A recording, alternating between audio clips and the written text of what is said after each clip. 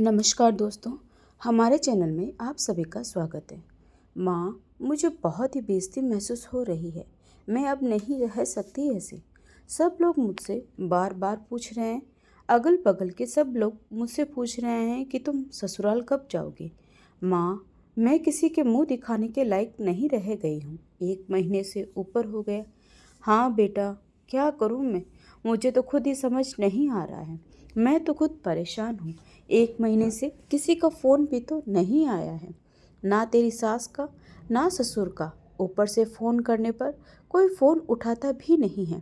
यहाँ तक कि तेरे पति ने भी एक बार भी फ़ोन नहीं किया। अरे, तू तो उनकी पत्नी है, कम से कम उसे तो फ़ोन करना चाहिए था। मैं क्या करूँ माँ? पापा से बात करो ना। पापा को बोलो पापा उन लोगों से बात करें। कितनी बार तो कोशिश की है, देखा नहीं तेरे सामने ही कैसे गुस्सा होते हैं मेरे ऊपर। और तेरे पापा ही क्या, उनके साथ साथ तो तेरा भाई भी चढ़ता है। जब भी तेरी बात छेड़ दूँ उनके सामने दोनों बाप बेटे मुझे खाने के लिए तैयार रहते हैं। दुखी होते हुए बोली विमला जी। विमला जी की बात सुन बबीता रोने लगी। माँ, एक बार और पापा से बात करो, उनको बोलो कुछ करें। मुझे ससुराल जाना है माँ। अगर ऐसे ही रह गई तो मेरी ज़िंदगी बर्बाद हो जाएगी। तू चिंता मत कर बेटा, शाम को आने दे तेरे पापा को और भाई को। आज थोड़ा टाइट होकर दोनों से बात करते हैं। कहते हुए बड़ी चिंता में पड़ गई थी विमला जी। बेटी के ससुराल भेजे तो भेजे कैसे? शाम को जैसे ही विमला जी के पति उपेंद्र जी और बेटा राघव आते हैं, चाय पानी के बाद विमला जी बड़ी हिम्मत करके पति उपेंद्र जी से बोले, सुनिए जी, देखिए नाराज मत होइएगा, पहले मेरी पूरी बात सुन लीजिए। बेटी की जिंदगी का सवाल है, एक बार उसके ससुराल वालों से बात करने की कोशिश तो करिए। विमला जी की बात सुनकर उपेंद्र जी और राघव दोनों ही गुस्सा हो जाते हैं। उपेंद्र जी कहते हैं, विमला, तुम्हें एक बार में बात समझ नहीं आती? गलती की है तुम माँ बेटी ने, तो माफ़ी भी तुम दोनों ही जाकर मांगो।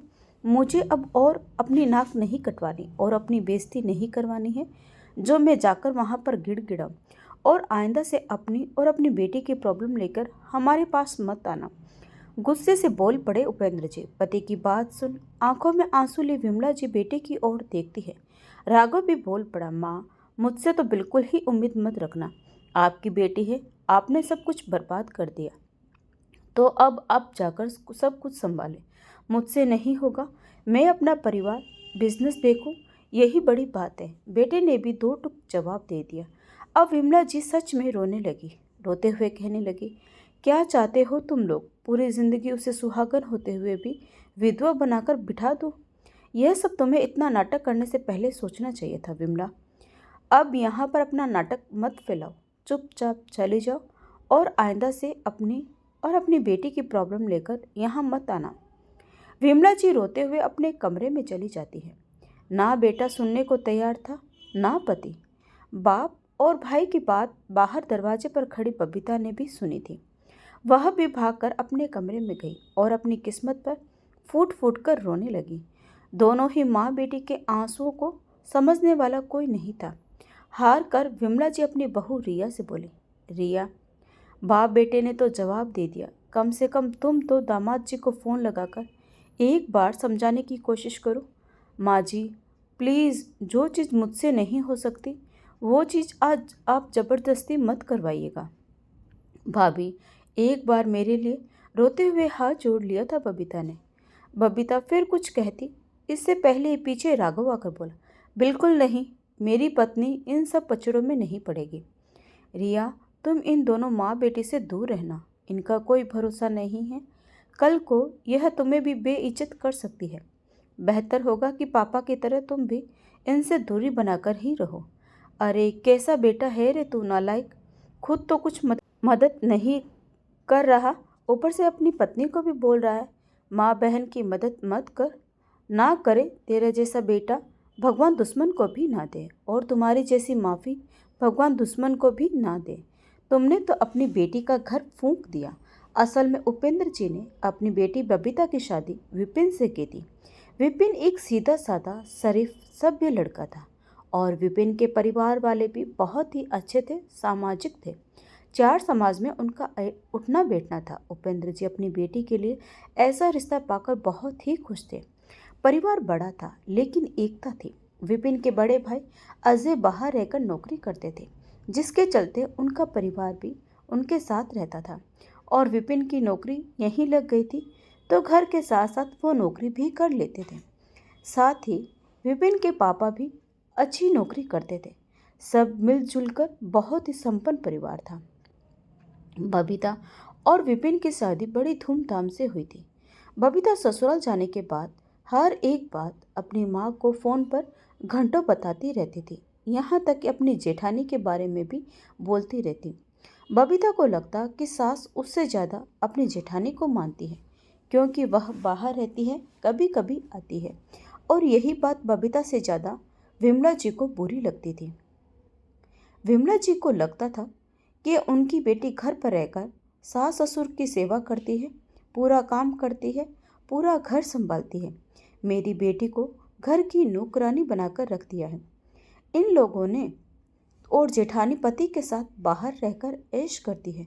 बस यही जहर उन्होंने अपनी बेटी बबीता के मन में घोल दिया, जिसके चलते बबीता के मन में भी अपनी जेठानी को लेकर नफरत पैदा हो गई थी। वह अपनी सास से भी कहीं न कहीं चिढ़ने लगी थी। यह जेठानी को ज़्यादा मानती है, तभी तो उनके आने पर तरह तरह की फरमाइश शुरू हो जाती है। बस वहीं पर विमला जी ने अपना दिमाग लगाया और बबीता से कहा, सुन बबीता, मेरी बात ध्यान से सुन।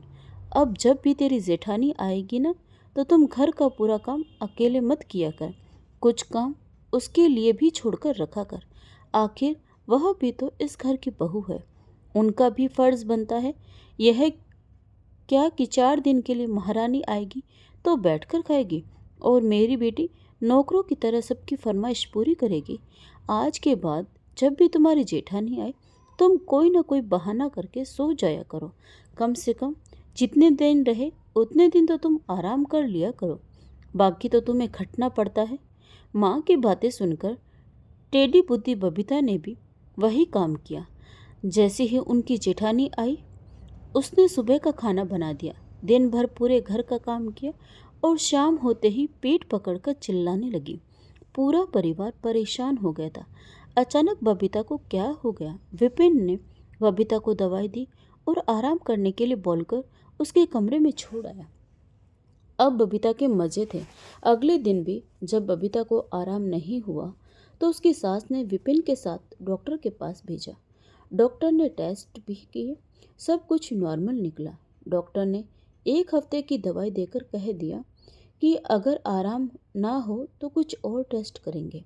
बस बबीता को अब और क्या चाहिए था। 1 हफ्ता उसके आराम से निकल गए, सोए सोए। और जैसे ही उसकी जेठानी वापस गई, बबीता एकदम ठीक हो गई थी। वह फिर से पहले की तरह घर का काम करने लगी थी और यही काम बबीता हर बार करने लगी जब भी उसकी जेठानी आने वाली थी। या तो वह पहले से ही बीमार पड़ जाती या एक दिन बाद बीमार पड़ जाती। कभी सर दर्द, कभी पैर दर्द, कभी सीने का दर्द, कोई ना कोई बहाना उसके पास पहले से ही मौजूद रहता था। जब 3-4 बार विपिन की माँ ने बबीता को देखा, तो उन्हें बबीता के ऊपर कुछ शक हुआ। उन्होंने बबीता से कुछ ना कहकर सीधे विमला जी को फ़ोन लगाया और कहा, बहन जी, यह बबीता को कैसी बीमारी हो गई है? मुझे इसकी बीमारी का कुछ समझ ही नहीं आता। कुछ बात है क्या? अरे नहीं नहीं बहन जी, कुछ बात नहीं है। बात क्या होगी?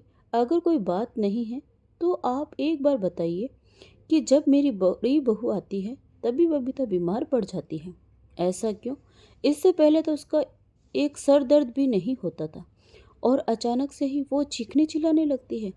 अरे बहन जी, आप भी ना कहाँ कहाँ सोच रही हो। शरीर है, कब बीमार पड़ जाए क्या भरोसा। और वैसे भी काम करते करते थक जाती होगी वो। थक जाती है बहुत और कमज़ोर सी हो गई है और कमज़ोर शरीर में बीमारी ऐसे ही जल्दी पड़ती है। अब आप उल्टा मत सोचिए। विमला जी की गोल गोल बातें सुनकर बबीता के साथ सब कुछ और इसीलिए उन्होंने बिना कुछ बोले और कुछ सोचते हुए फ़ोन रख दिया और बड़ी बहू को फ़ोन पर अगले दिन से 2 दिन के लिए आने को बोल दिया। अगले दिन अचानक जेठानी को सामने देख बबीता हैरान हो गई। अरे दीदी, आप अचानक, आपने तो बताया भी नहीं। बबीता की सास बबीता को देखे जा रही थी। उसकी मीठी मीठी बातों पर उनकी नज़र अब बबीता पर ही थी। बबीता ने फिलहाल अपनी जेठानी को चाय पानी दिया, दोपहर का खाना बनाया। खा पीकर सब लोग टहलने चले गए। चाय के टाइम पर अचानक से बबीता फिर से बीमार पड़ गई। इस बार उसे बहुत चक्कर आने लगे थे। वह खड़ी भी नहीं हो पा रही थी, बार बार गिर जा रही थी। बबीता की सास लगातार बबीता की हर हरकत पर नज़र बनाए हुए थी। जैसे ही बबीता बीमार हुई, उसकी सास ने बबीता को जो कपड़े पहनती थी उसी कपड़े के साथ गाड़ी में बिठाकर डॉक्टर के बहाने विपिन से मायके भेज दिया। गाड़ी डॉक्टर के यहाँ ना जाकर उसके मायके के रास्ते पर थी। देख बबीता हैरानी से विपिन से पूछती है, विपिन, यह रास्ता तो मेरे घर को जाता है, आप वहाँ क्यों जा रहे हो? हमें तो डॉक्टर के पास यहाँ जाना था ना। नहीं, माँ ने तो जो कहा है मैंने वही कर दिया। बाकी तुम्हें जो भी जाना है माँ को फ़ोन करके पूछ सकती हो। कहते हुए विपिन उसे मायके छोड़ जाता है। बबीता हक्की बक्की देखती रह जाती है और उधर अचानक से बबीता को रात में घर आया हुआ देख विमला जी, उपेंद्र जी और राघव सब हैरान थे। विमला जी दौड़कर बेटी के पास जाती है। क्या हुआ बेटी, ऐसे अचानक से? और दामाद जी रुके नहीं, पानी भी नहीं पिए चले गए? चले क्यों गए? पता नहीं माँ, उन्होंने बस इतना ही कहा कि माँ से फ़ोन पर बात कर लो। मुझे खुद कुछ समझ नहीं आ रहा। बबीता के बोलते ही जुबान थम गई। उसने सपने में भी नहीं सोचा था कि उसके पति विपिन ने उसे इस तरह मायके छोड़कर चले जाएंगे। विमला जी भागती हुई अपना फ़ोन लेकर आती है और विपिन की माँ को फ़ोन लगाकर कहती है, बहन जी, क्या बात हो गई? इस तरह से रात को अचानक से बबीता को घर पर छोड़कर दामाद जी चले गए? कुछ हुआ है क्या? अरे नहीं बहन जी, समदन जी, कुछ भी तो नहीं हुआ है। असल में आपकी बेटी कुछ ज़्यादा ही बीमार रहने लगी है और आपने भी तो कहा था कि उसे बहुत काम करना पड़ता है। बहुत ही कमज़ोर हो गई है, कमज़ोरी आ गई है, तो मैंने सोचा कि मैं इसे मायके भेज देती हूँ। अब इसकी कमज़ोरी अच्छी तरह से ख़त्म हो जाएगी, फिर मैं इसे वापस बुला लूँगी। इसीलिए आप बिल्कुल भी चिंता मत करिए। मैंने सही सलामत आपकी बेटी को आपके पास पहुँचा दिया है। अब आप इसे आराम से 2 साल, 3 साल, 4 साल, जितने साल चाहो रख सकते हो, या जब तक इसकी कमज़ोरी पूरी तरह ख़त्म न हो जाए तब तक आप इसे अपने पास रखिए।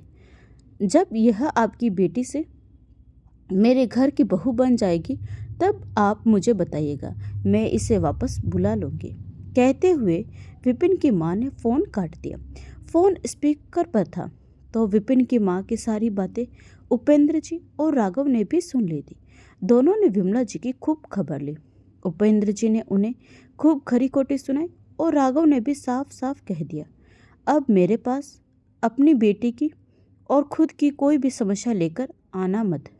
जो इज्जत की धज्जियाँ उड़ाई है न तुम दोनों ने, बेकार, बेहतर होगा कि तुम दोनों ही मेरे और पापा के साथ न रहना। कहते हुए राघव भी गुस्से से चला गया। भाई और बाप की ऐसी बातें सुनकर बबीता रोने लगी। आंसू तो विमला जी की आंखों में भी आ गए थे। उन्होंने बबीता को चुप कराते हुए कहा, नहीं बेटा, रो मत, ये अभी गुस्से में है इसीलिए ऐसा बोल दिए हैं।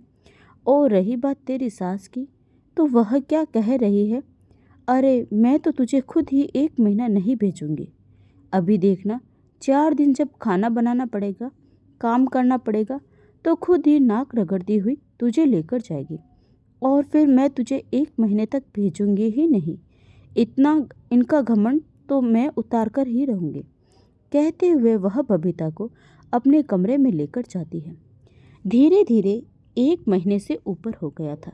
बबीता के ससुराल से न किसी का फ़ोन आता, न ही फ़ोन करने पर कोई फ़ोन उठाता। यहाँ तक कि विपिन भी बबीता को फ़ोन नहीं करता था।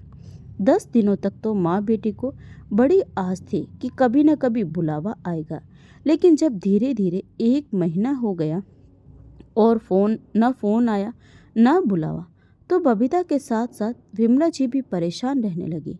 अब तो वैसे भी बबीता को अगल बगल की चाची, ताई की बात बात पर पूछ लेती थी, बेटी इस बार तो बड़ा लंबा प्लान बनाया है।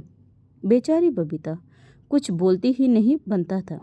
उसे अपनी बड़ी बेइज्जती महसूस होती थी। इसी चक्कर में वह रो रो कर अपनी माँ से कहती, माँ मुझे ससुराल भिजवा दो। माँ मुझे अब यहाँ पर बहुत बेइज्जती महसूस हो रही है। बार बार लोग मुझे टोकते हैं, मुझसे पूछते हैं अब भी कब तक रहेगी। 1 महीने से ऊपर हो गया। कुछ करो माँ, पापा को बोलो कि बात करें। और जब विमला जी उपेंद्र जी से बात करने के लिए कहती तो उपेंद्र जी भी साफ साफ मना कर देते। वह किसी भी कीमत पर उन लोगों से बात करने के लिए तैयार नहीं थे, क्योंकि उनकी कोई गलती ही नहीं रही।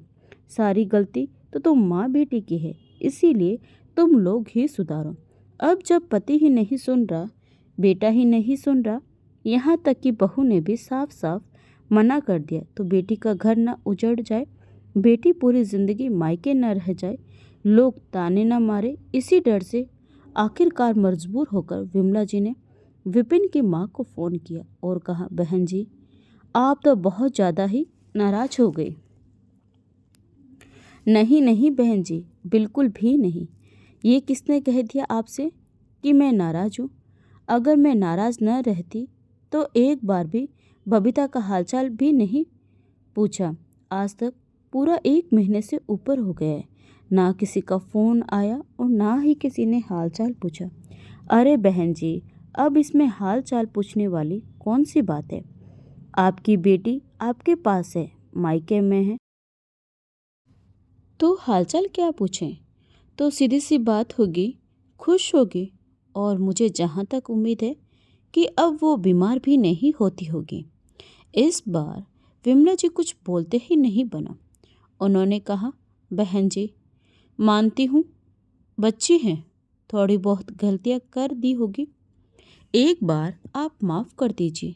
अगली बार से वो ऐसा कुछ भी नहीं करेगी। आप उसे एक मौका तो दीजिए। क्या फ़ायदा बहन जी, मौका देकर यहाँ पे आकर तो वो फिर से बीमार रहने लगेगी, फिर से कमज़ोर पड़ जाएगी, फिर से कमज़ोरी आ जाएगी। नहीं नहीं बहन जी, अब ऐसा कुछ भी नहीं होगा। आप एक बार माफ़ कर दीजिए मेरी बेटी को। मैंने उसे समझा दिया है, अब वो ऐसी कोई भी गलती नहीं करेगी। नादान थी, उसे परिवार की इतनी समझ नहीं थी, लेकिन अब वो सब कुछ समझ गई है। अच्छा, अब वो सब कुछ समझ गई है और अब उसकी कमज़ोरी भी दूर हो गई है, तो ठीक है। अगर आप कहती हैं तो मैं एक बार और चांस लेती हूँ, लेकिन इस बार अगर उसने गलती से भी दोबारा नाटक फैलाने की कोशिश की और दोबारा उसकी कमज़ोरी आई तो मुझे भी इलाज करने में देर नहीं लगेगी। नहीं बहन जी, आप नाराज़ मत होइए, ऐसा कुछ भी नहीं होगा।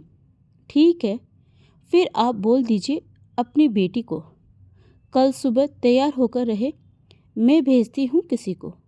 कहते हुए विपिन की माँ ने फ़ोन काट दिया। अब विमला जी के चेहरे पर एक विजय मुस्कान थी। आखिरकार उन्होंने बात संभाल ही ली थी। खुशी के आंसुओं से बबीता की आंखें भी भर आई। अब दोनों ही माँ बेटी जल्दी जल्दी कल की तैयारी में लग गई। अगले दिन जैसे ही गाड़ी आई, बबीता तैयार होकर निकलने लगी तो उपेंद्र जी ने कहा, बबीता याद रखना, इस बार कोई भी नौटंकी नहीं होनी चाहिए और कोशिश करना वहाँ जाने के बाद तुम उस परिवार पर ध्यान देना, ना कि हर खबर अपनी माँ को फ़ोन करके देती रहना। दूसरी बात, तुम्हें क्या लगता है तुम्हारे मायके में तो बेइज्जती बस तुम्हारी हुई है। जितनी बेइज्जती तुम्हारी हुई है ना, उससे ज़्यादा बेइज्जती विपिन के घर वालों की हुई है। उनसे भी लोग यही सवाल करते हैं कि अचानक से बहू मायके क्यों चली गई। तो जो बेइज्जती तुम्हें महसूस हुई थी ना, वही बेइज्जती उन लोगों ने भी सही है। तो कोशिश करना कि आइंदा तुम्हारी वजह से वो लोग बेइज्जत ना हो। बेटा, दोनों घर की इज्जत तुम्हारे हाथ में है, वरना मेरे घर के दरवाजे तुम्हारे लिए हमेशा हमेशा के लिए बंद हो जाएंगे। अगर वहाँ से आओगी तो मेरी बेटी बनकर आओगी, छूटी हुई बहू बनकर नहीं। कविता तो अपने ससुराल चली गई, लेकिन उपेंद्र जी ने बबीता के जाने के बाद विमला जी की अच्छी खबर ली। उनका फ़ोन अपने पास रख लिया ताकि ये हर घंटे बेटी को फ़ोन करके वहाँ का हाल चाल ना जान सके। दोस्तों, यह तो सच है कि आधे से ज़्यादा परिवारों में कलेश दिन भर फ़ोन पर चिपके रहने की वजह से और ससुराल की हर खबर मायके देने की वजह से ही होते हैं। उम्मीद है कि यह कहानी आपको पसंद आई होगी। तो दोस्तों, आपको यह कहानी कैसी लगी कमेंट करके ज़रूर बताएं, और अगर कहानी अच्छी लगी हो तो वीडियो को लाइक शेयर सब्सक्राइब जरूर करें। तो मिलते हैं एक नई कहानी के साथ। तब तक के लिए आपका बहुत बहुत धन्यवाद।